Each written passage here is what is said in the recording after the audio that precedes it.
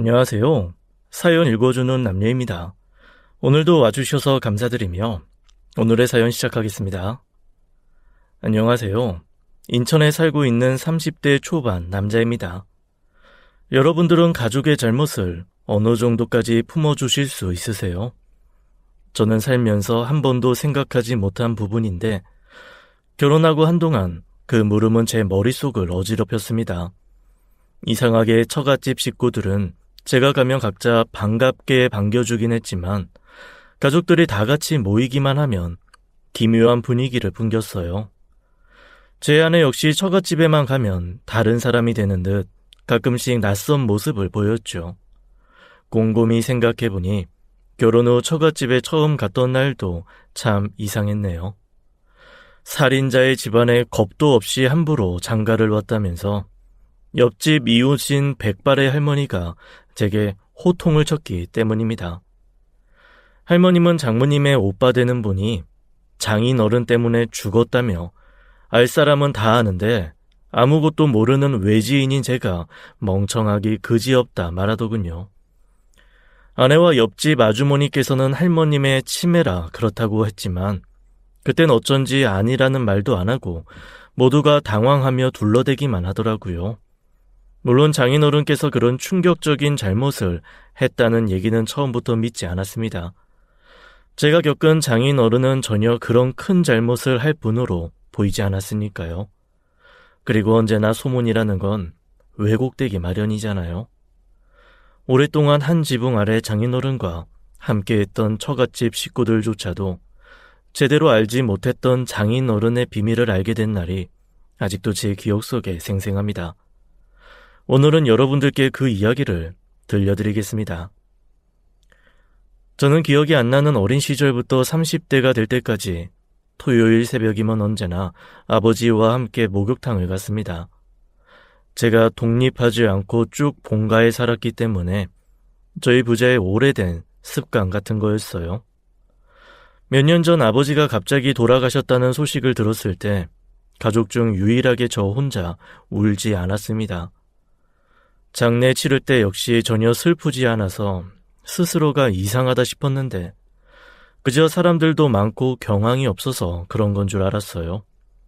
그런데 웬걸 토요일이 되자 저는 마치 그날 아버지가 돌아가신 것처럼 펑펑 울었죠. 아마 그전까지는 아버지가 돌아가셨다는 게 실감이 잘 안 났던 것 같네요. 그리고 하필 아버지께서 떠나시기 전 주에 제가 목욕탕을 가지 못했거든요. 서가 일어나. 목욕탕 가야지. 아버지, 나 어제 회식하고 새벽 2시에 들어왔어요. 목욕탕은 오후에 가요. 새벽 일찍 가야 첫물에 목욕하고 좋지. 그럼 오늘은 아버지 먼저 다녀오세요. 너 장가 가면 앞으로 나 혼자 목욕 다녀야 할 텐데 벌써부터 섭섭하게 이러기냐? 아빠, 아들이 30년 넘게 같이 목욕탕 가줬으니까 오늘은 좀 혼자 가시면 안 돼요. 저 어제 회식도 하고 요새 결혼 준비다 보다 진짜 피곤해서 그래요. 이놈아, 나중에 후회하지 마. 너 이제 결혼해서 나가면 이 녀석아 같이 목욕할 기회도 없어. 가면 되죠. 기회가 왜 없어요. 나 더 잘 거니까 깨우지 마세요. 저는 그날이 정말 아버지와 함께 할 마지막 기회인지 몰랐고 알았더라면 어떻게 해서든 목욕탕을 갔을 것 같아요. 그날 씁쓸한 표정을 짓던 아버지 얼굴이 계속 떠올랐거든요. 아버지가 돌아가시고부터 저는 차마 목욕탕을 가지 못했습니다. 저와 결혼을 앞두고 있던 여자친구는 찜질방이라도 가자며 저를 꺼내려고 했지만 저는 주말이면 언제나 아버지 생각이 나서 제 방을 동굴 삼아 은신해 있었죠. 씁쓸하지만 어찌 보면 소중한 추억이 트라우마가 돼버린 셈이었죠. 아내에게는 미안하지만 결혼하고도 한동안 토요일은 제게 힘든 시간이었어요. 거짓말처럼 눈을 뜨면 아버지 말이 머릿속을 맴돌았습니다. 이놈아, 나중에 후회하지 말랬지. 그래서 주말마다 운전을 못하는 아내는 친정을 가달라는 핑계로 저를 바깥으로 이끌었어요. 매주 토요일이면 아내와 함께 처갓집에 가서 잡일이나 농사를 도와드리고 일요일에 돌아오곤 했죠. 솔직히 저희 신혼집과 거리가 좀 있어서 결혼 후에 처갓집에 갈 일이 거의 없을 줄 알았습니다. 그런데 그 계기로 처갓집에 자주 왔다 갔다 하니 미처 몰랐던 것들이 눈에 띄더군요. 제부 덕분에 주말마다 진수성찬이야. 하여튼 고마워. 제가 뭐 한 게 있다고요.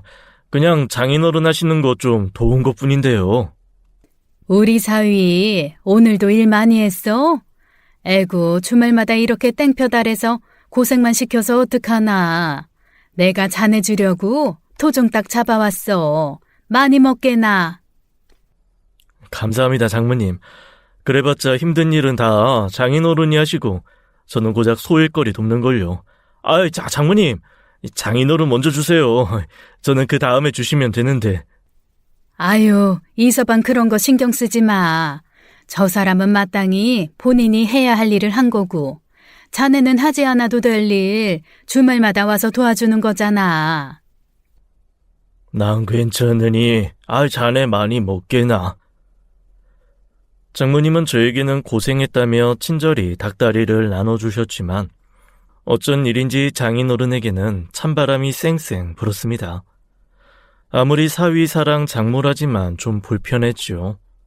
게다가 보려고 본 건 아니지만 저에게 백숙을 나눠주던 장모님은 딸들에게 차례로 음식을 나눠주고 국자를 요란하게 내려놓았거든요. 저는 거기서 무어라 말을 하면 괜히 분위기가 이상해질까봐 장인어른은 혹시 백숙을 싫어하시는 걸까 속으로 생각했어요. 그러다 마른 반찬에만 밥을 먹는 장인어른을 보면서 장모님이랑 부부싸움이라도 했나 싶었고요. 하지만 갈 때마다 그런 비슷한 일이 반복되자 저는 그게 장모님 장인어른의 부부싸움이 아니라 처갓집의 일상이라는 걸 알았습니다. 장인어른은 언제나 맛있게 차려진 메인 음식에는 손을 대지 않으셨고 멸치볶음, 김, 일미, 콩조림과 같은 반찬으로만 식사를 하셨죠. 하지만 저 말고 그 누구도 신경 쓰지를 않더군요. 처음에는 저도 몇 번 그럴 수도 있겠다 싶어서 방관 아닌 방광을 했어요. 그런데 제 아내와 처형조차 그 상황을 보고 가만히 있으니 속이 거북했습니다. 장인어른 보면 돌아가신 저희 아버지가 생각도 나서 마음이 쓰였고요. 며칠 전에 마을 경사가 있어서 동네에서 소를 잡았어. 이서방 오면 주려고 소고기 아껴놨네. 많이 있으니까 배불리 먹고 가. 네, 장모님. 감사합니다. 잘 먹겠습니다. 장인어른 많이 드세요. 제가 일부러 장인어른 숟가락에 갈비를 얹어드렸는데 순식간에 분위기가 가라앉았습니다. 내내 웃음을 잃지 않았던 처형은 순식간에 무표정이 되었고 저희 아내는 장모님 눈치를 보는 것 같았어요. 고맙네. 자네 많이 먹게나. 아니 웃겨 정말. 당신은 손이 없어? 뭘 사위가 주는 걸 염치 없게 해실해실 웃으면서 받아먹고 있어? 장인어른은 고개를 푹 숙이고 주인 마냥 미안하다고 사과를 했습니다. 사과할 만한 상황이 아니니까 저는 당혹스러웠고요. 장모님 왜 그러세요? 제가 장인어른 챙겨드리고 싶어서 그런 건데요. 제부 마음은 알겠는데 우리 아버지 손 멀쩡하셔. 당신께서 알아서 잘 챙겨 드시니까 제부가 굳이 챙길 필요 없다고. 네? 장인어른이 알아서 잘 챙겨 드신다고요? 저는 장인어른께서 매일 고된 농사일 하시고 제대로 챙겨 드시는 걸 본 적이 없는데요. 당신은 입 뒀다가 뭐예요? 어디 당신이 직접 말해봐요. 내가 뭐 반찬 못 먹게 구박했어요? 왜 밥상머리에서 유난을 떨어서 이렇게 오해를 만들고 식구들을 나쁜 사람 만들어? 미안해 여보. 이서방 그런 거 절대 아니니까 신경 쓰지 말게나. 장인어른. 저는 언제나 아버지랑 친구처럼 지냈기에 온 식구가 장인어른을 적대시하는 그 분위기가 이해가 안 됐습니다. 그리고 식구들의 따가운 눈초리와 가시에 돋친 말에도 아무 말 못하는 장인 어른을 보면서 답답하기도 했죠. 그리고 잊고 있던 이웃집 할머니의 말이 다시 떠올랐어요. 나 이제 당신 못 데려다 주겠어. 당신이 나 생각해서 주말마다 일부러 오자고 한 거 진작 알고 있었어. 나도 땀 흘리면서 일하고 나면 잡생각 다 사라져서 당신한테 고마웠고, 그런데 도대체 무슨 속사정이 있는지는 모르겠지만 매번 처갓집에 올 때마다 장인어른이 죄인처럼 계시는 게 이해가 안 가. 장인어른을 마치 투명 인간 취급하는 식구들도 이제 좀 무서워. 여보, 당신 불편하게 만들어서 미안해. 뭐? 아니 당신은 저 상황이 안 불편해? 나만 불편한 거야? 정말 미안하지만 혹시 장인어른이 바람이라도 피우신 거야? 그게 아님 식구들이 다 왜 그러는 건데. 다들 장인어른한테만 냉랭하니까 진짜 저번에 옆집 할머님 말씀이 꼭 사실 같잖아.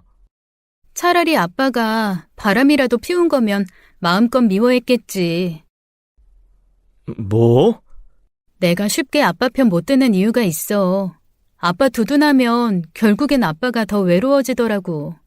그냥 내가 가만히 있는 게 최선이었어. 아무리 그렇다 해도 무슨 일인지는 모르겠지만 사람인데 같은 식구인데 먹는 것 가지고 차별하는 건 좀 아니잖아. 여보, 그건 정말 오해야. 엄마가 아빠한테 좀 차갑게 굴기는 하지만 아빠 식사하시는 것 가지고 못 먹게 하거나 구박하시는 건 절대 아니야. 오히려 식사 문제로 엄마가 마음고생했었지. 아내의 말은 온통 이해하기 어려웠습니다. 하지만 그 속사장을 들으니 어쩐지 모두의 입장이 조금씩은 이해가 가더군요. 시간이 흘렀어도 아내의 기억은 아주 선명했습니다. 이제 우리 마을에도 새로운 일자리가 생기는 거야. 이 마을에 오래 살다 보니 이런 좋은 날도 오네. 그래도 여보, 농사만 하던 사람들이 뭘 알겠어요. 아무리 당신 친구 공장이라지만 섣불리 당신이 나서서 사람들 추천하지 말아요. 나중에 뭔 일이라도 생기면 당신이 곤란해질 수도 있고. 솔직히 난 이런 변화 불안해요. 바로 장인 어른의 오래된 벗이 마을을 떠났다가 성공해서 공장을 지으러 고향에 돌아온 곳이었죠. 장인 어른은 고향을 떠난 지 오래인 공장 사장 친구를 여러모로 돕는 대신에 반장이 되어서 공장을 전체적으로 관리했다고 하네요. 공장을 지은 사장은 분명 장인 어른 친구인데 마을을 일으킨 건 꼭 장인 어른인 것처럼 다들 고마워했다고 합니다. 그 사고가 일어나기 전까지는 말이죠. 당신 저번에 기억 안 나? 마을 전체가 태풍 때문에 고생했던 거 말이야. 한 해 열심히 키운 농작물만 바라보고 허리 빠지도록 일했는데 결국 다들 배 골았잖아. 그걸 겪고도 어떻게 그런 말을 해? 시대가 바뀌었어. 이젠 농사만 능사가 아니라고. 젊은 애들 고향 떠나서 얼마나 고생하는지 다 아는데 기회가 왔을 때 어떻게 해서든 다들 자리 잡아야지. 나는 나누면서 살 거야. 우리 마을 사람들이랑 다 같이 행복할 거라고. 이 작은 마을 다 한 지붕 아래 사는 거나 마찬가지인데 어디 우리 집 식구들만 배부르면 되겠어?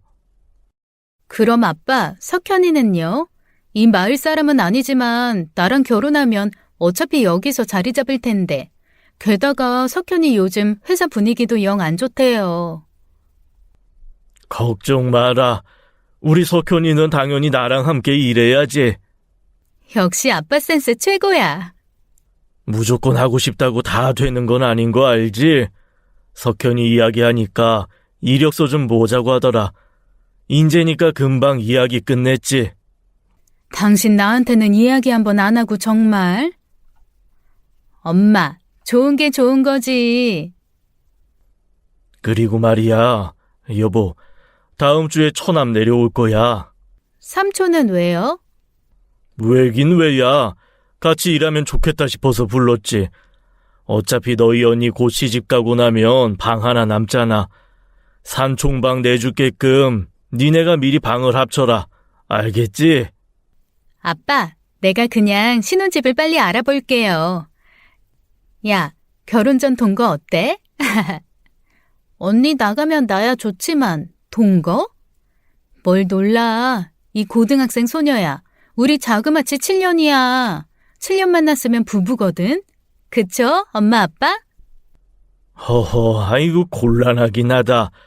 아빠한테는 석현이가 친아들이나 마찬가지인데. 아빠, 석현이는 내 신랑감이니까 뺏을 생각하지 마요. 대신 떡두꺼비 같은 손주 안겨드릴게요. 이 녀석이. 그래, 기대하마. 그나저나 여보, 언제 순영이한테 연락을 했어요. 아니 그것보다 다리가 불편한데 걔가 어떻게 공장 일을 한다고요. 여보, 장애인 채용 몰라? 차별하면 법적으로 문제 생겨. 공장에도 처남이 할 만한 안전한 일 충분히 있으니까 걱정 마. 여보, 고마워요. 난 순영이 부를 생각도 못했는데. 처남은 우리 가족 아니야? 허참, 그 사람 말 섭섭하게 하네. 아내의 삼촌은 태어날 때부터 다리가 불편했기에 언제나 장모님의 아픈 손가락이었다고 합니다.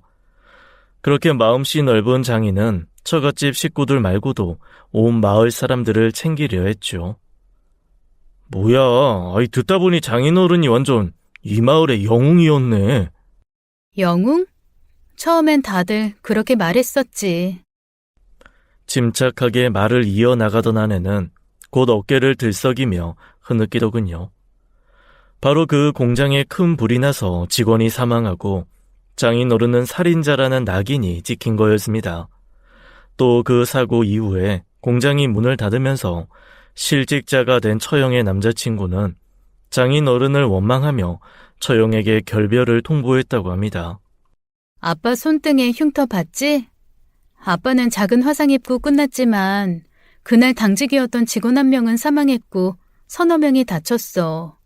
그런데 화재 원인이 우리 아빠가 실수로 넘어지면서 기계를 잘못 건드려서 그런 거라잖아. 몇 달을, 아니 자그마치 10년을 시달렸어. 우리 가족 고향집 말고는 어디 갈 곳은커녕 돈도 없었고 아빠는 사고 이후에 무기력해져서 엄마가 우리 자매 지키느라 고생 많이 했었지. 엄마도 엄청 힘들었을 텐데 말이야. 정말 식구들 전부가 힘들었겠다. 하지만 가장 힘든 건 장인어른 본인 아니셨을까? 장인어른께서 절대 일부러 불을 낸 게 아니잖아. 당연히 나도 아빠가 제일 힘들다는 걸 모르는 건 아니었어. 그 화재 이후로 아빠는 불 근처에는 일절 안 가셨거든. 그럼 혹시 음식도... 맞아. 뜨거운 음식도 안 드시고 고기도 아예 안 드시더라고. 화재에서 타는 냄새 맡고 트라우마가 생기신 거겠지? 응. 그래서 아빠 심리치료라도 받게 하고 싶은데 엄마랑 언니는 자기들이 먼저 받아야 한다고 질색하면서 아빠한테 모진 말 퍼붓더라. 우리 언니는 결혼 파토나고 아예 아빠랑 일절 대화도 안 했었는데 지금은 좀 나아진 거야. 그때부터 내가 조용히 있는 게 아빠 도와주는 것 같아서 그냥 가만히 있기로 했어. 그래도 우리 엄마 겉으로는 까칠해도 늘 아빠 먹을 밑반찬 떨어지지 않게 준비하셔. 엄마는 열심히 백숙 같은 거 해봤자 아빠는 마른 반찬 아니면 드시질 않으니까 미워했던 거지.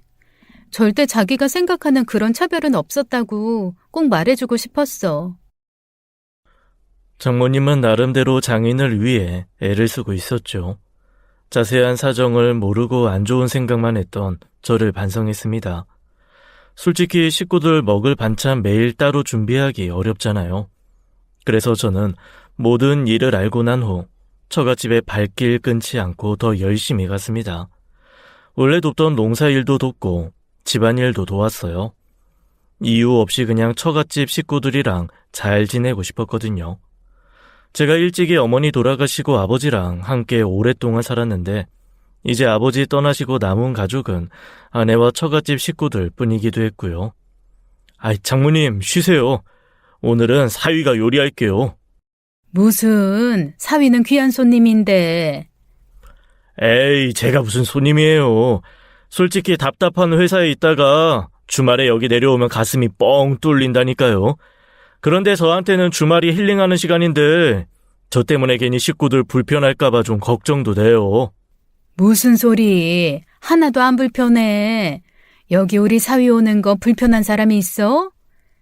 제부, 나 말하는 거면 전혀 불편하지 않으니까 그런 걱정 안 해도 돼.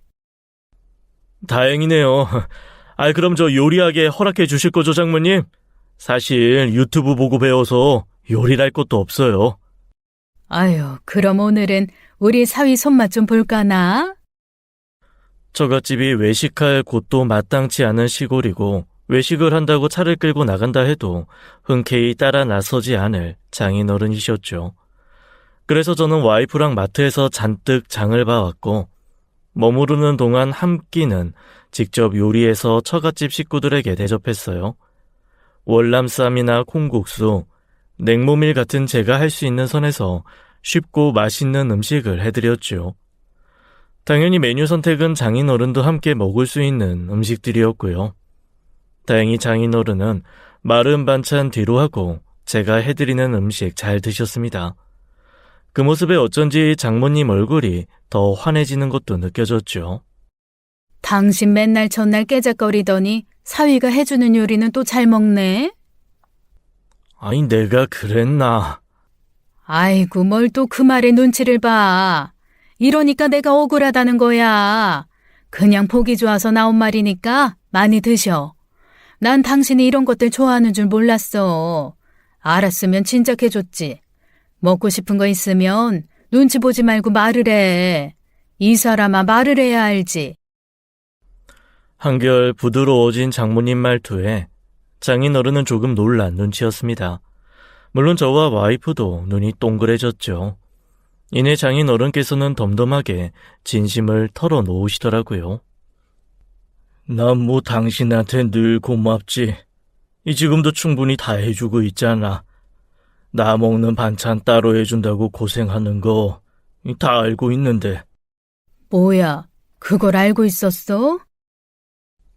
그럼 내가 밥 거를까봐 당신이 늘 준비해 놓잖아. 힘들게 해서 미안해. 장모님은 뒤돌아서 주책이라며 눈물을 훔치셨습니다. 저는 이 가족의 오래된 응어리가 점점 풀려가고 있다고 생각했어요. 아무리 가족이라고 해도 대화를 나누지 않으면 어떤 관계도 좋을 수 없다고 저는 아버지께 배웠거든요. 그래서 아버지랑 아무리 바빠도 목욕탕에 가서 많은 얘기를 나눴었는데 이제 용기 내서 장인어른께도 같이 한번 목욕탕에 가자고 하고 싶었습니다. 아들 같은 우리 사위 덕에 내가 아주 호강하네. 요즘 일하는 것도 재밌고 매일이 기뻐. 장인어른, 그럼 언제 한번 저랑 사우나 가실래요? 제가 아버지 살아 계실 때는 토요일 아침마다 갔거든요. 제가 등 밀어드릴 테니까 저 등 좀 밀어주심 안 될까요? 사우나라. 조금 친해졌다고 생각했는데 장인어른은 사우나라는 말에 당황해서 물컵도 놓치고 얼굴에는 불편한 기색이 역력했습니다. 저는 조금 오버했다 싶어서 수습하려는데 갑자기 젓가락을 신경질적으로 내려놓는 처형이었죠. 아들 같은 사위? 아들? 정말 못 들어주겠네. 언니야, 왜 그래? 왜 그러긴. 지금 상황이 너무 웃기잖아. 당신이 아들 같은 사위라는 말 감히 내뱉을 자격 있어요? 뭐 하는 거야 지금? 아버지한테 아무리 그래도 당신이라니. 야, 너한테나 아버지지. 난 저 사람 절대 용서 못해. 뭐 아들 같은 사위 덕에 매일이 기쁘다고? 양심이 있으면 그런 말 못하지.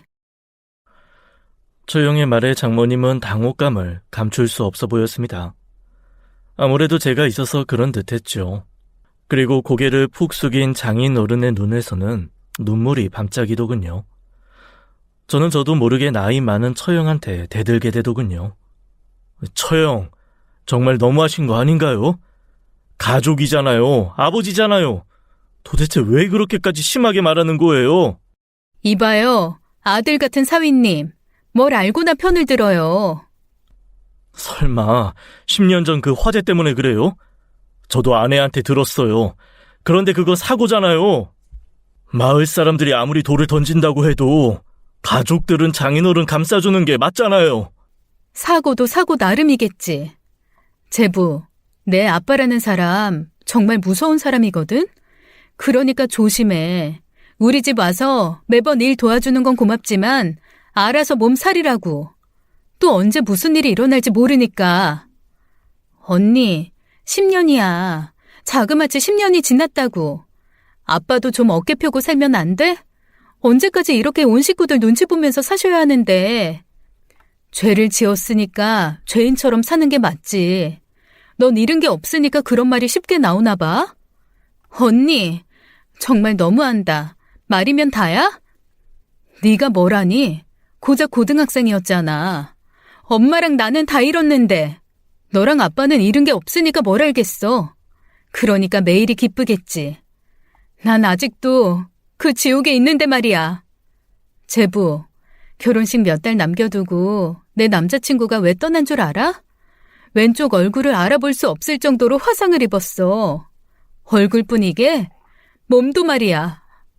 오지랖 부려서 가족들 다 끌어들이지 않았더라면 그런 일 없었을 거야. 엄마가 말해봐요. 엄마도 아직 나랑 그 지옥 속에 허우적거리는 거 아니었어?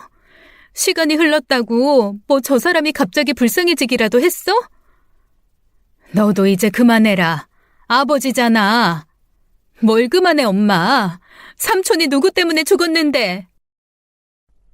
미처 몰랐던 사실들을 듣고 제가 벙쪄 있는 순간 그만 아내가 참지 못하고 언니인 처형의 뺨을 내리쳤습니다. 이 나쁜 기집애야. 내가 잃은 게 왜 없어? 아빠가 왜 잃은 게 없는데? 삼촌은 뭐 내 가족 아니야? 삼촌은 뭐 아빠한테 남이야? 그리고 석현 오빠도 언니한테 물론 소중한 사람이었지만 우리한테도 틀림없이 소중한 사람이었어. 난 석현이가 얼마나 다쳤는지, 어떻게 다친 건지 마지막 얼굴 보지도 못했어. 내가 화상은 상관없다고 얼굴만 보자고 했는데도 석현이가 다 니네 아빠 때문이라고 다신 찾지 말라고 뒤도 안 돌아보고 떠났어. 사고 때 무슨 일 있었냐고 엄마랑 내가 아무리 물어도 아빠라는 사람은 저렇게 지금처럼 입 다물고 아무 말도 안 해줬다고. 그럼 뭘 숨기고 있다는 거잖아, 어? 화재 사고 때 사망한 직원은 다름 아닌 다리가 불편해서 미처 도망가지 못한 아내의 삼촌이었어요. 사고가 일어나고는 마을 사람들의 모든 원망과 비난의 화살은 장인에게 돌아갔다고 합니다. 영웅이 순식간에 마을에 원흉 같은 존재가 된 거죠. 저는 모든 걸 알았음에도 어쩐지 장인 어른이 더 불쌍하게 느껴지더군요. 장모님께 양해를 구하고 저희는 당분간 장인 어른을 모시기로 했어요. 그대로라면 장인 어른은 그 집에서 숨도 제대로 못 쉴 것 같았거든요. 장인 어른, 조금 불편하시겠지만 저희 집에 가시죠. 그러자 아무 말 없이 저와 아내를 따라 나서는 장인 어른이셨습니다. 끝까지 회피하는 것 봐. 진실은 아무도 몰라. 그러니까 내가 당신을 무서워하는 거야. 저 형이 말하는 사고의 구체적인 원인과 상황들이 저도 궁금하긴 했습니다. 그렇게 큰 불로 번지기까지 왜 일찍 막지 못한 건지 의문이었으니까요. 원인 모를 화재가 아니라 기계 오작동으로 인한 불씨라면 충분히 그 불씨가 공장을 삼키기 전에 대피할 시간이 있었을 거라 생각들었거든요. 뭔가 석연치 않은 부분에 저는 궁금한 게 많아졌지만 더 이상 뭘 물어볼 수 있는 상황이 아니었죠.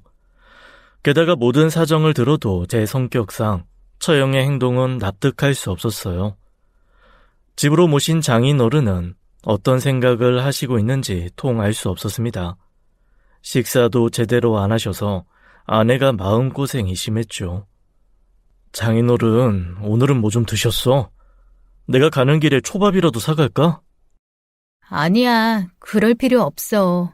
아빠, 아까 친구분 만나고 온다고 나가셨어. 설마 집으로 가신 건 아니겠지?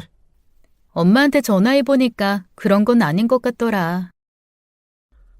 저희 집이 처갓집이랑 좀 떨어진 곳이라 친구분이 근처에 계실 리가 없는데 장인어른께서 외출했다는 아내의 말에 저는 의아했어요. 아니나 다를까 집 근처 포장마차에서 혼자 있는 장인어른을 보게 됐죠.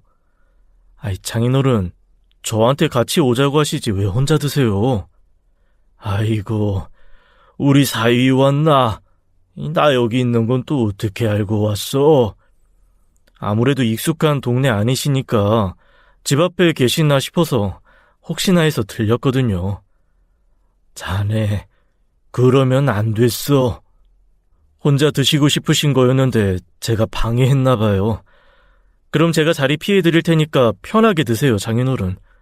너무 많이 드시지는 마시고요. 제가 좀 이따가 다시 모시러 올게요. 아무것도 모르면서 어줍지 않게 끼어들지 말라고. 네? 잘못한 게 맞으니까 미연이가 나한테 화내는 건 당연해. 내가 내 딸 그 정도 화도 못 받아줄까봐 그래? 자네 앞으로 내 편 함부로 들지 말게. 아, 처형 일이요? 죄송합니다. 그때 제가 아무것도 모르고 너무 나섰죠. 이 집안의 죄인은 나로 좋게 자네가 뭘 했다고 죄송하나? 괜히 나 때문에 자네까지 미움받을까봐 그러지. 그동안 염치 없지만 외로웠는데 자네가 내 편 들어줘서 사실 고마웠어. 장인어른은 아주 불같이 화를 냈다가 기가 죽은 제게 고맙다며 등을 두드려 주시더군요. 그리곤 술에 많이 취했는지 지난날의 사고를 회상하는 듯 혼잣말을 계속하셨습니다. 다 내가 말렸어야 해. 결국엔 모든 게 내 책임이야. 해고를 당했어도 하지 말았어야 했는데 거기서부터 잘못된 거야. 이해할 수 없는 말들을 늘어놓던 장인어른은 제가 사고 이야기냐고 묻자 씁쓸한 웃음을 지으며 그저 처갓집에 데려다 달라고 하시더군요. 고집을 워낙 부리셔서 저는 하는 수 없이 장인어른을 모시고 처갓집에 갔습니다. 아이고, 이 늦은 시간에 무슨 일이야? 장인어른이 속상하셨는지 혼자 저희 집 앞 포차에서 술을 엄청 드셨더라고요. 저희 집으로 모시려고 했는데 꼭 집에 가야 한다고 하셔서. 어이구, 이 못난 사람 여러모로 사위 고생시키네 정말. 아니, 내일 출근도 할 텐데 자네한테 정말 미안해서 어째. 아이, 저는 괜찮아요. 그것보다 장모님. 응? 저 장모님도 10년 전의 사고에 대해서 더 아시는 건 따로 없으세요? 그렇지 뭐. 내가 뭘 알겠어. 내가 더 아는 거라곤 다친 직원들 치료 금액, 저 사람 친구인 공장 사장이 다 보상해 준 거 그것뿐이야. 아, 그래요? 애초에 장인어른이 잘못을 한 거였으면 분명 처벌을 받았을지도 모를 일인데 또 그런 말은 전혀 없어서 너무 이상했습니다. 저는 식구들에게 터놓고 말 못하는 장인어른을 설득해서 꼭 이야기를 듣고 말겠다고 생각했죠. 그래서 식구들 한바탕 싸우고 나서도 아무렇지 않은 듯 처갓집에 계속 갔어요. 처형은 저를 투명 인간 취급했고 장인어른께서는 제가 오는 게 편하지는 않은 눈치였죠. 자네 말이야. 이제 주말에 와서 도울 거 없어. 에이, 장인어른, 섭섭하게 왜 그러세요? 아니, 내가 왜 이런 말 하는지 자네는 똑똑해서 잘 알 거 아니야. 처형 때문에 그러세요? 불쌍한 애야. 둘째는 자네가 있지만 첫째한테는 아무도 없지. 제가 다신 처형한테 대들지 않을게요. 사과도 따로 처형한테 가서 할게요. 장인어른은 사과할 필요 없다고 처형에게는 그저 혼자만의 시간이 필요하다 했습니다. 저는 장인어른과 친해져야 하는데 주말에 처갓집 출입 금지면 어떻게 친해지나 싶었어요. 그래서 조금 아버지께 죄송하지만 장인어른의 마음을 흔들리게 했죠. 저 아버지 생각이 나서 그래요. 아버지가 돌아가시기 전에 평소처럼 목욕탕 가자고 하셨는데 제가 피곤하다고 같이 안 가버렸거든요. 목욕탕은 언제든지 갈 수 있는데 그날따라 고집 부리셔서 짜증도 냈었고요. 그게 마지막이 될 줄 모르고 거절한 게 계속 가슴에 응어리처럼 남아있어요. 그래서 아버지 생각이 나는 토요일이 끔찍하게 싫더라고요. 그나마 토요일마다 여기 와서 숨통이 트였는데. 그랬구만.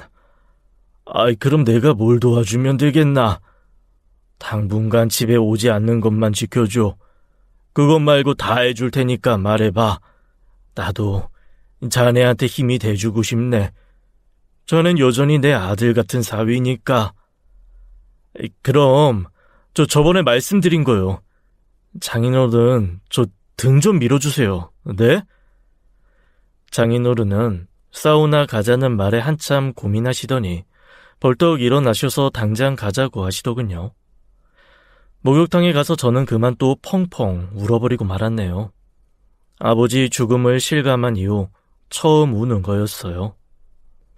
목욕하러 와서 왜 우나? 오랜만에 오니까 아버지 생각이 나서 그래? 아니요. 그런 게 아니라 식구들은 알아요? 이것 보고 운 거였어. 내 흉터 때문에 그랬군. 별거 아니니까 그만 울겠나. 그럴까봐 보여주기 싫어서 목욕탕 안 오고 싶었는데 말이지. 자네가 그렇게 간절하게 부탁하는데 안 올 수가 있나? 식구들한텐 절대 비밀이야. 알았지? 장인어른은 배부터 어깨 밑까지 큰 화상 흉터가 곳곳에 있었습니다. 눈에 보이는 게 손등의 작은 화상이라 크게 다치지 않으신 줄로만 알았는데 장인어른 역시 그 사고로 인해 큰 화상을 입은 듯했죠. 게다가 저는 멍청하게도 그동안은 장인어른이 밭일하느라 한여름에도 긴팔 입으시는 거라 생각했습니다. 벌레에 물리거나 땡볕에 너무 오래 있으면 피부가 타니까요. 그런데 집안에서도 더운데 긴팔만 고수했던 장인의 모습들이 갑자기 머릿속에 스치더군요. 식구들도 매일 피부를 맞대고 사는데 어떻게 모를 수가 있나 싶다가도 그 당시 서로 싸우고 외면하고 회피하고 그 가족들의 일상에서는 충분히 모를 수 있겠구나 싶었습니다. 가슴이 아픈데 아무렇지 않게 고백하는 장인어른을 보니까 더 속상하더군요. 지금은 안 아파. 처음에는 이 화상 아픈 것보다 숨기는 게 더 힘들었지. 가족들도 병원에 절대 병문안 못 오게 했었고 말이야. 퇴원 후에는 집사람 볼까봐 매일 문 걸어 잠그고 옷을 갈아입었고 10년이 지간 지금도 동네에 소문낼까봐 목욕탕은 꿈도 못 꿨고 말이야. 그런데 자네 덕에 이렇게 목욕탕을 10년 만에 와보네. 남동생 잃었는데 나까지 이렇게 크게 다친 거 알았으면 그 사람 절대 못 버텼을 거야. 덕분에 부부관계는 소홀해졌지만 그래도 그 사람이 날 미워하는 걸 수도 있겠고. 농담하는 장인어른에 저는 그만 울다가 그만 웃어버렸네요. 하지만 저는 곧 정신을 차리고 장인어른께 말했습니다. 언제까지나 그 큰 흉터를 숨기고 살 수는 없다고요. 먼 훗날 장인어른 돌아가셨을 때 가족들이 사실을 알고 무너지는 건 생각해 보시지 않으셨냐고 조금 냉정하게 말했죠. 그러자 장인어른은 제 말에 충격을 받은 듯 한참 말이 없으셨어요. 끝내 그건 그거대로 고민을 해봐야겠다고 하셨습니다. 그렇게 저는 장인어른과 많은 대화를 나누고 토요일마다 함께 목욕탕을 갔습니다. 서로 등을 밀어주고 고민을 털어놓고 정말 부자 사이 같았죠. 그런데 이제는 물어보면 10년 전 화재 사고를 말해주시지 않을까 싶을 때쯤 장인어른께서 제게 부탁 하나를 하시더라고요. 자네, 오늘 목욕 끝나고 혹시 약속 있나? 저 약속 없는데 밥 사주세요, 장인어른. 안 그래도 집사람은 친구들 만나러 갔거든요. 그럼 나 말고 내 친구한테 밥 좀 얻어먹고 와줄 텐가? 장인어른 친구분이요? 저만요? 옷은 갈아입고 가는 게 좋겠어. 친구분이 지금 어디 계시는데요? 실은 오는 길에 죽었다는 소식을 들었거든.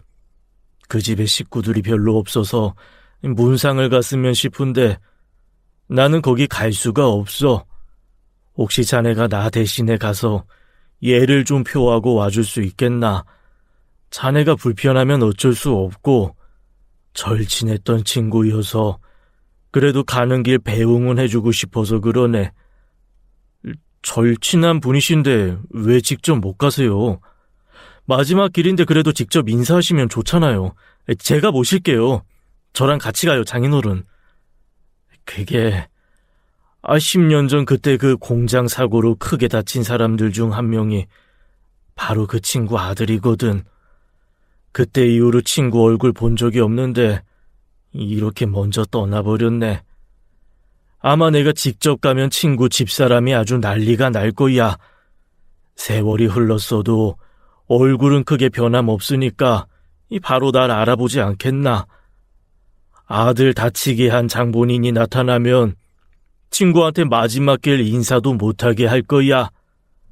자네한테는 미안하지만 가서 내 사위라고 말하지 말고 조용히 절만 하고 와주겠나? 아니지. 내가 역시 너무 곤란한 부탁을 했지. 에이, 또 저 서운하려고 합니다, 장인어른. 응? 그 정도 부탁이 뭐가 어렵다고요. 당연히 해드릴 수 있죠. 그런데 장인어른, 이제 저한테 말 좀 편하게 놓고 자네 말고 이름 좀 불러주시면 안 돼요?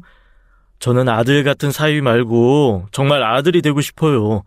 그러니까 이번에 제가 부탁 들어드리는 대신 다음에는 제 부탁도 들어주셔야 해요.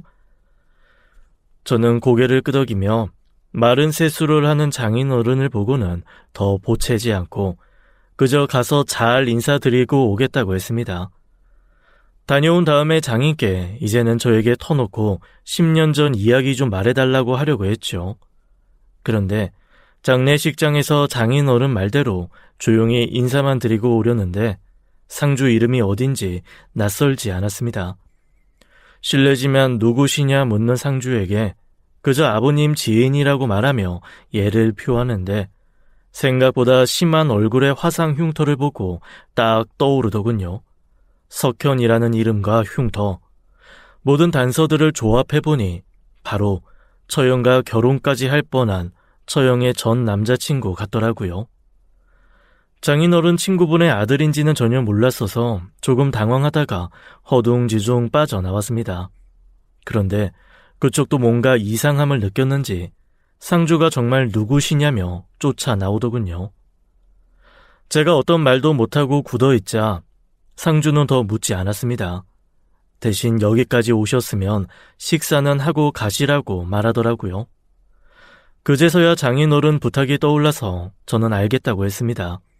상주와 멀리 떨어져서 천천히 육개장을 먹으면서 지켜봤는데 남자의 부인으로 보이는 사람이 나타났죠. 10년이라는 세월이 흐른 만큼 그는 이미 결혼을 한 듯 했습니다. 저는 저 남자가 아픔을 극복하고 새 출발을 했다면 우리 처형도 그럴 수 있지 않을까 싶었어요. 아빠, 우리 소진이 잘 잤어? 근데 할아버지는 어디 갔어? 할아버지? 할아버지는 저 멀리 여행 가셨지. 그럼 우리도 빨리 가자. 소진아, 우리는 지금 안 돼. 다음에 아주 나중에 가자. 여보, 소진이랑 밖에서 밥 사 먹고 와. 어차피 우리 아버지 아는 사람도 별로 없어서 올 사람도 더 없어. 에이, 그럴수록 더 우리가 아버님 옆을 지켜드려야지. 저는 무척 화목해 보이는 그 가족을 보면서 처형도 이젠 행복해졌으면 좋겠다는 생각이 들었습니다. 그래서 오지랖이지만 때를 기다리다가 그의 부인과 아이가 사라졌을 때 상주에게 말을 걸었죠. 머뭇거리는 거 보니 알겠네요. 네? 당신이 누군지 몰라도 누가 보냈는지는 딱 알겠다고요. 우리 아빠 친구라곤 아버님, 아니 아저씨 분이었으니까요. 아저씨가 심부름 보낸 거죠. 직접 오셔도 되는데 저 보기 불편해서 오기 싫다고 하셨나 봐요. 아저씨 돈 받지 마시고 얼마입니까? 제가 돈 지불할게요. 충분히 빚진 게 많아서요. 저 심부름 센터는 아닙니다만. 그럼 정말 저희 아버지를 아시는 분이세요? 사실 그건 아니지만 저희 장인어른 심부름으로 온 거예요. 돌아가신 아버님이랑 저희 장인어른께서 절친이셨다고 하셔서요. 남자는 장인어른이라는 말에 동공이 심하게 흔들리더니 이내 옅은 미소를 지었어요. 다행이다. 미연이도 결혼을 했군요. 정말 다행이네요. 근데 많이 어려 보이시는데, 뭔가 오해가 있으신가 본데, 제 아내는 소연이에요. 말씀하시는 분은 제 처형이시고요. 소연이가 벌써 결혼할 나이가 됐다고요? 하긴 그렇네요. 10년 전에 고등학생이었으니 당연한 거였어요. 벌써 세월이 10년이나 흘렀다니. 그럼 역시 저희 처형, 옛날 남자친구분이 맞으신 거죠? 네, 맞아요. 그런데 아저씨는 왜 직접 안 오신 거죠? 혹시 집에 무슨 일이라도 있나요? 이런 말 제가 묻기는 좀 그렇지만 미연이는 잘 있습니까? 10년 전 화재 사고 때문에 장인어른이 도저히 올 면목이 없으시다고 저를 보내셨어요. 조용히 인사하고 오라고 했는데 어떻게 저를 바로 알아보시는 바람에 들켜버렸네요. 실은 말이죠. 저희 처갓집이 조금 이상합니다. 특히 처형이 안쓰러워요. 처형의 옛 남친은 어머님이 일찍 돌아가셔서 애초에 아버님밖에 없다고 말했습니다. 그렇다면 장인 어른이 그토록 마주하기 꺼려했던 건 다름 아닌 처형의 옛 남자친구였다는 거죠. 저는 아버님이 그 사고 이후로 힘들게 사셨다고 어렵게 말을 꺼냈습니다. 다른 가족들 역시 특히 처형이 아버지를 원망하며 과거의 기억 때문에 괴로워한다고 전했죠. 누군가는 오지랖이라고 할지 몰라도 지금이라도 제가 아들로서 대신 용서받고 싶은 마음도 있었어요. 그런데 남자는 갑자기 흐느끼기 시작하더군요. 본인 아버지 장례식임에도 눈물 한 방울 없이 강해 보이던 그는 어쩐지 장인 어른과 처형 소식에 무너져서 어깨를 들썩였습니다. 내가 감히 한 가족 인생을 망가뜨리고 멀쩡히 혼자 잘 먹고 잘 살고 있었네요. 다 나 때문이에요. 삼촌이 그렇게 되신 것도 가족들이 충분히 힘들었을 텐데. 무슨 말씀을 하시는 건지 전혀 모르겠어요. 혹시 오해가 있는 거라면 정확히 말씀 좀 해주세요. 겨우 진정한 처형의 옛 남자친구는 맨정신으로 이야기를 못하겠다며 술을 꺼내들더군요. 문상객이 거의 없는 장례식장에서 처형의 옛 남자친구와 저는 소주를 기울이며 아주 오랫동안 이야기를 나눴습니다. 가끔 한두 명 문상객이 있으면 함께 맞이하고 다시 이야기를 나눴어요. 그러다 그의 새로운 가족들과도 눈인사를 했죠. 그런데 그 부인은 제가 누군지 마치 알고 있다는 듯 그 어떤 것도 묻지 않았습니다. 제가 미연이랑 자그마치 7년을 사귀었는데 결혼 코앞에 두고 그 선택이 많이 망설여졌어요. 미연이가 제게 가족이나 다름없는 존재인 건 분명했으나 예전과는 감정이 너무 달랐죠. 그래서 미연이한테 직접 털어놓으려다 아저씨한테 먼저 말씀드렸어요. 애초에 아버지들끼리 절친한 친구이셔서 미연이랑 제가 만난 거니까 아저씨한테 먼저 말씀드리는 게 맞다고 생각했거든요. 그런데 아저씨가 결혼 전에는 다 그런 생각 가질 수 있다며 오히려 저를 위로해 주셨어요. 그때 헤어졌어야 했는데 저는 속으로 다른 생각을 품고 있었죠. 만약 우리가 헤어진다면 나는 나중에 공장에서 잘리는 건가 싶었거든요. 네? 처형은 여태껏 장인어른 때문에 사고 나서 헤어진 걸로 알고 있었는데 권태기 때문에 떠나신 거였어요? 그럼 솔직히 말씀하시고 떠나시는 게 맞잖아요. 긴 세월 동안 얼마나 처형 마음이 골맞는데요. 미안합니다. 그땐 내가 어렸고 철이 없었어요. 아저씨가 아니라 내가 정말 죄인이에요. 권태기 때문이 아니라 사고 후 비겁하게 남 탓하며 도망친 거였습니다. 처형의 옛 남자친구인 석현 씨는 안 좋게 헤어진다면 당장 밥벌이가 끊길 수 있다는 두려움도 있었답니다. 그래서 처형과 헤어지는 걸 미루고 공장 사장에게 잘 보이려고 노력했다네요. 혹여나 처형과 헤어지더라도 반장인 저희 장인어른의 입김으로 사장한테 해고당하지 않게끔요. 그는 너무나 이기적인 생각이었다고 반성하며 소주 한 병을 들이붓더군요. 공장 사장은 처음 계약한 조건과 다르게 직원들에게 날이 갈수록 무리한 요구를 했다고 합니다. 그때마다 당연히 장인어른은 나서서 조율하려 했고요.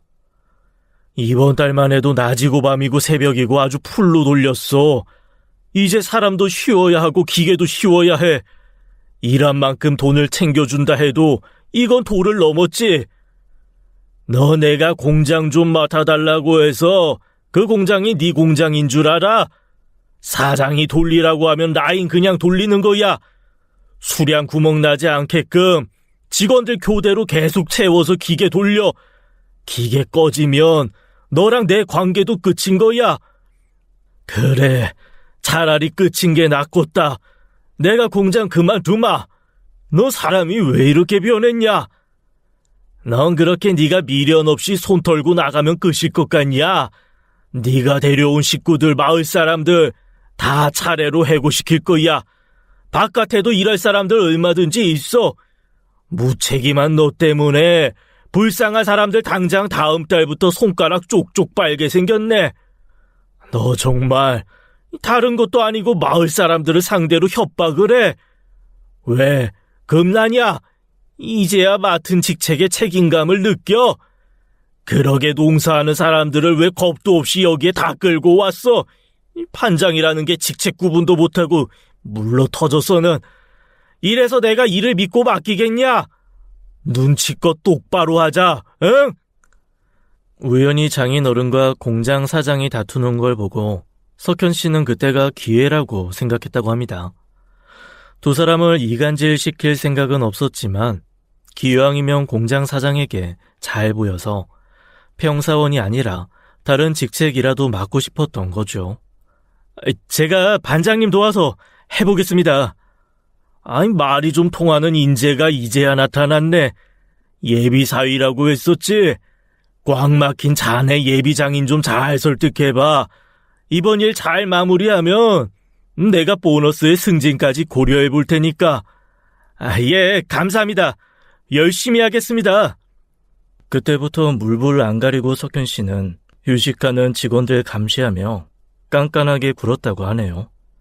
안 좋은 소문은 금방 퍼져서 장인어른 귀에도 들어갔고요. 석현아, 요즘 공장이 여러모로 시끄러운 것 같아. 네? 무슨 일이 있어도 사람들한테 윽박 지르면 안 돼. 다 같은 식구들이잖아. 혹시 사장이 너한테 시켰냐? 일은 산더미처럼 쌓였는데 굼뜨게 행동해서 한 소리 했어요. 그걸 또 그새 일러 바치던가요?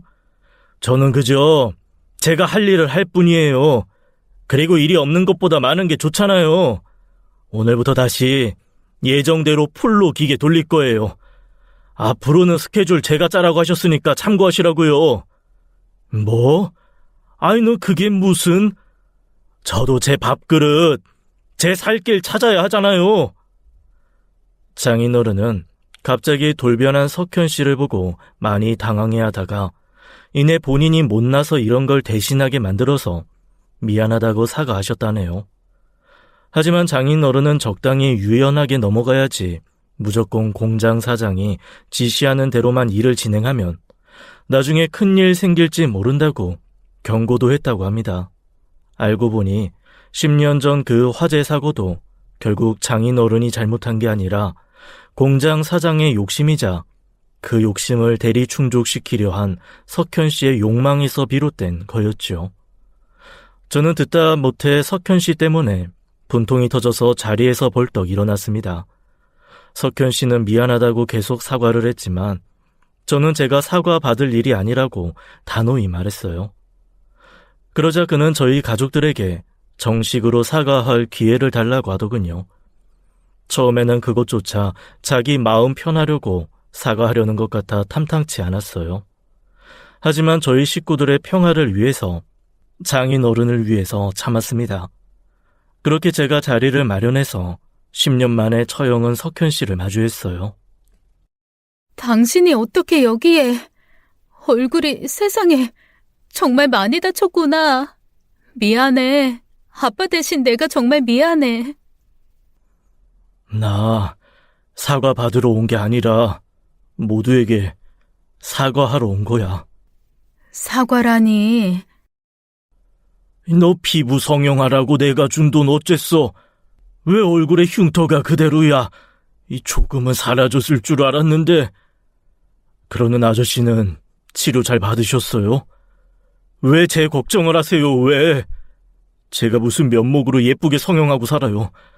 이 흉터는 제가 그때처럼 부끄럽게 살지 않도록 제가 저한테 주는 벌이에요. 아니, 이게 다 무슨 소리야. 그리고 이 사람이 흉터가 어딨다고. 아니죠, 여보? 고개를 숙인 장인어른께 다가간 장모님은 설마 하는 표정으로 장인어른 옷을 여기저기 들춰보다가 깜짝 놀라서 비명을 지르셨어요. 에그머니나 이게 뭐야? 당신 이걸 그동안 어떻게 감추고 산 거예요? 난 이렇게 크게 다친 줄도 모르고 왜 날 바보로 만들어요? 너 분명 나한테 아빠 때문에 헤어지자고 했잖아. 근데 왜 네가 잘못한 것처럼 이야기해? 나 때문에 삼촌이 돌아가셨으니까. 아저씨는 나 말렸어. 무리하게 기계 돌리면 기계 고장나거나 사람 다치거나 둘 중 하나라고. 그런데 내가 아저씨 말 다 무시하고 공장 사장 말만 들었어. 도대체 왜? 우리 결혼 비용 때문에 그랬니? 너랑 헤어지고 싶었어. 결혼하고 싶은 마음이 없었어. 헤어지고도 안정적인 공장에 계속 다니고 싶었고. 처형은 그 말이 끝나자마자 석현 씨의 머리끄덩이를 붙잡고 마구 흔들었어요. 네가 인간이야? 네가 인간이냐고. 잘못했어. 한쪽에 불난지도 모르고 계속 사람들 붙잡고 일을 시켰어. 아저씨랑 삼촌이 잠깐 다른 건물로 자리 비운 사이에 기계에 작은 스파크가 일더니 순식간에 번져서 불바다가 됐지. 개중에 열받은 직원이 도망도 안 가고 분한지 나를 죽도록 팼는데 정신이 안 들더라. 다 대피하는데 나만 쓰러져 있었어. 근데 아저씨가 나를 기어코 찾아서 데리고 나가줬어. 미운 짓만 골라서 한 내가 뭐가 예쁘다고 그 불구덩이에 뛰어들어서 살려주셨어. 진작 말했어야지. 너 어떻게 이 큰일을 10년 후에 갑자기 나타나서 고백하니? 내가 그동안 우리 아빠한테 얼마나 못되게 굴었는데 이 자식아. 무서웠어. 아저씨랑 같이 나를 찾으러 들어온 삼촌은 결국 공장 안에서 못 빠져나왔으니까. 내가 살인자라고 생각하니까 너무 겁이 났어. 게다가 처음엔 내 얼굴에 화상 입은 것만 아프고 괴로워서 정신을 못 차렸고 그냥 그대로 죽게 두지 그랬냐고 아저씨한테 염치 없이 따지기도 했고 혹시 이 얼굴로 결혼 못하게 만들어서 꼼짝없이 너랑 결혼하게끔 다 아저씨가 계획한 거 아니냐는 심한 말도 했었어. 그런데 그렇게 너랑 헤어지고 나중에서야 내 얼굴 화상 말고 다른 게 눈에 들어오더라. 아저씨가 나 구하려다 상체 거의 대부분에 큰 화상 입은 것도, 삼촌이 나 때문에 돌아가신 것도, 나 때문에 다른 직원들도 그때서야 보이기 시작했어. 장모님은 모든 사실을 알고 장인 어른을 꼭 안아주셨어요. 이제야 나타나 고백한 딸의 옛 남자친구를 뭐라 하는 것보다 독하게 비밀을 간직한 남편에게 따지기보단 그 편을 선택하신 듯 했죠. 그 따뜻한 포옹에 절규하는 장인이었습니다. 내가 몇십 년 만에 나타난 고향 친구 믿고 그 공장에 사람들을 끌어들인 게 잘못이야. 다 첫 단추를 끼운 내 잘못이라고. 나 아니었으면 처남도 그렇게 죽지 않았을 거란 말이야. 당신 잘못 아니에요. 사고잖아요. 이 말을 이제야 해줘서 미안해요. 아빠, 왜 진작에 솔직히 말 안 하셨어요? 내가 얼마나 모질게 굴었는데. 장모님과 처형은 장인 어른을 양쪽에서 껴안고 오열을 했습니다. 한참 동안 무릎을 꿇고 있던 처형의 옛 남자친구인 석현 씨는 조용히 흰 봉투를 내밀고 갔어요. 장인 어른은 그 당시 감옥에 잡혀간 공장 사장이 직원들에게 치료 보상도 안 해줘서 직접 다친 사람들에게 전 재산을 털어서 치료와 성형에 필요한 돈을 보상해줬다고 합니다. 그걸 안 석현 씨는 언젠가 다시 만나리라 생각하며 차곡차곡 모아온 돈이라고 했죠. 그리고 모든 원흉의 원인인 공장 사장은 소문을 들어보니 아주 쫄딱 망해서 옥살이를 한 후에는 노숙자 생활한다는 소문이 있다더라고요. 가족들은 필요 없다고 돈으로 보상할 거면 다시 가져가라고 화를 냈지만 석현 씨는 대뜸 자기 결혼해서 부인과 예쁜 아이가 있다고 고백했어요.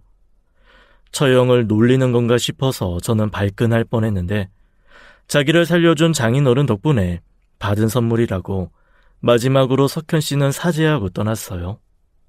처형도 미워하고 원망할 법도 한데 처형은 두 번 다시는 나타나지 말라고 서로 다 잊고 살자고 마지막 인사를 했죠. 제부, 내가 미안했어. 언니로서 딸로서 아주 못난 꼴 보인 것도, 두 사람한테 심한 말 했던 것도, 그리고 고마워. 아니었으면 평생 끔찍했을 거야, 우리 집. 언니. 저는 괜찮아요. 그보다 처형 괜찮아요? 나 놀리는 거야? 걱정해주는 거지? 제가 좋은 남자 소개시켜 드릴게요. 말이라도 고마워. 나도 잘 살아봐야지. 근데 우선 아빠부터 챙길 거야. 그동안 죄를 많이 지었으니까. 저와 아내는 성형외과를 열심히 알아보고 장인어른께 화상 흉터를 치료하자고 권해드렸어요. 피부 이식을 받고 하면 여름에도 사람들 시선 신경 쓰느라 덥게 긴팔 안 입어도 된다고요. 그런데 장인어른은 괜찮다고 끝내 거절하셨어요. 어제까지는 그게 꼴도 보기 싫은 아픈 흉터였지만 오늘은 이제 그냥 지나간 시간의 흔적이라고요. 장인어른은 정말 그 이후로부터는 긴팔 안 입으시고 당당히 반팔도 입으시고 나시도 입으셨죠. 다 제 덕분이라고 가족들이 저를 칭찬해줬지만 특히 저희 아내는 제게 고맙다고 매일 밤마다 울었습니다. 슬픔의 눈물이 아니라 감격과 기쁨의 눈물이라 하더군요. 사실 저희 아내는 얼마 전에 임신해서 감수성이 더 풍부해졌거든요. 그리고 장인어른은 여전히 뜨거운 음식은 못 드세요. 음식을 못 드시는 것에 대한 심리치료와 사고 트라우마는 저희 처형과 함께 꾸준히 치료받으러 다니시고 있고요. 그래서인지 팔팔 끓는 뜨거운 음식은 못 드셔도 고기는 아주 조금씩 드시고 계신답니다. 몸집이 작았던 장인어른 살집도 붓고 얼굴도 밝아져서 회춘하셨어요. 저는 가끔은 제게 몰랐던 살가운 애교 가득한 처형의 모습을 보고 깜짝 놀라기도 합니다. 그러다가도 처형이 옆집 치매 걸린 할머니가 장인어른께 살인자라고 부르면 불같이 화를 내며 할머니랑 싸우는데 그 모습 보면 여전히 살벌하고요.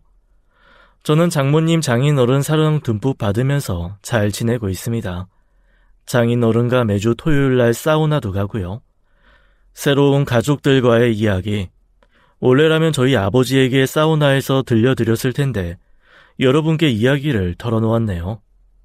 오해 속에 얼룩졌던 가족관계를 이제 깨끗하게 백지로 만들었으니 이제 다 같이 예쁜 그림만 그려나가고 싶습니다.